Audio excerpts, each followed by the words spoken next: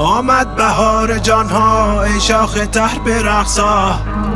سلام میکنم خدمت خانواده بزرگ گروه بستانچی، تمام مدیران، پرسنل، ذی‌نفعان، مشتریان و همه همکارانی که در طول سال 1403 در کنار ما بودند. سال نو مبارک. آمد بهار جانها ای شاخ تر برقصا، ای شاخ تر برقصا، ای شاخ تر برقصا، جان پدر برقصا، جان پدر برقصا. اسباب و سر بریدی بی پا و سر برقصا، ای خوش کمر برقصا. سال 1403 سال شوک بود. اتفاقات بسیار زیادی تو سال 1403 افتاد که در ابتدای سال هیچ کدوممون تصورش رو نمی کردیم. امسال سالی بود که صنعت و اقتصاد بسیار کوچیک شد و مشکلات خیلی زیادی رو در کنار این کوچیک شدن به همراه داشت.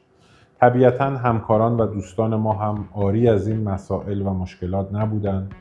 خیلی از کارفرماها در این سال به تعهدات خودشون عمل نکردند و تمام کارها و موضوعات رو با مشکل مواجه کردند. در کنار اون خیلی از دوستان ما در زنجیره تامین گروه صنعتی بستانچی با کمک به رفع و حل این مسائل و مشکلات در کنار ما بودند و واقعا این همدلیشون باعث افتخار ما بود و باعث در واقع لطف به ما بود که تونستیم این سالو در کنار هم به بهترین شکل ازش عبور بکنیم.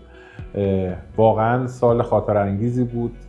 سختی ها، مشقات، مرارت های بسیار در کنار در واقع هیجانات، بعضا ترس ها، ناامیدی ها، شکست ها و البته امید به آینده که انشالله بتونیم با تغییرات و با توسعه حوزه فعالیتمون در سال آینده بهتر، پرتوانتر و با امیدتر در کنار شما باشیم.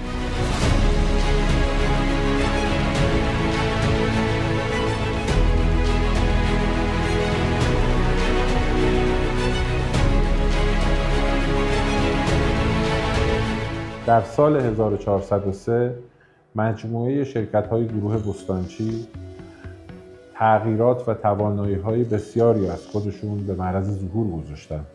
من جمله گروه مهندسی بستانچی، مدیریت سرمایه بستانچی، توسعه تجارت بستانچی و از همه مهمتر گروه صنعتی بستانچی که در امسال تونستن محصولات جدید، خلاقانه و مبتنی بر دانش روز این صنعت رو طراحی بکنن و به مرحله تولید برسونن که از همینجا از تک تک همکارانم که کمک کردن که ما بتونیم این دستاوردها رو به دست بیاریم تشکر میکنم و امیدوارم سال آینده بتونیم با توسعه بازارهای بین المللی با استفاده از این محصولات دستاوردهای قابل توجهی رو به هم بزنیم.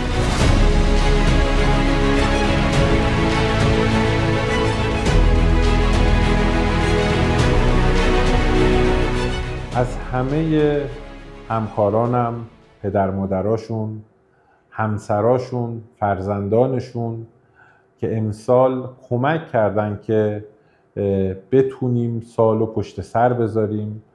همکاران ما رو یاری کردن، در کنارشون بودن، تو خونه، تو خانواده. تشکر میکنم.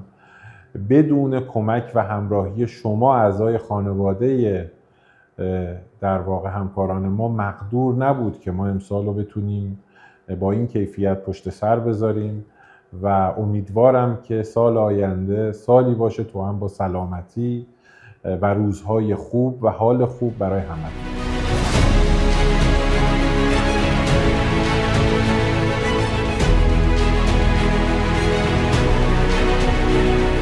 همواره آموزه‌های پدر عزیزم در طول دوران کاری که تا امروز داشتم به من کمک کرده که بتونم این شرایط رو پشت سر بذارم.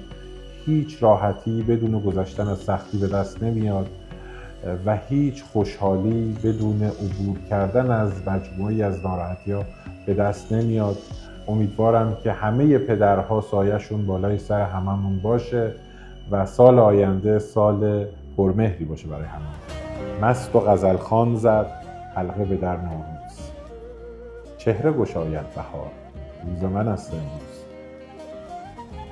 چشمه به جو آمد می به سبو آمد، از نفس حافظ فال نکو آمد.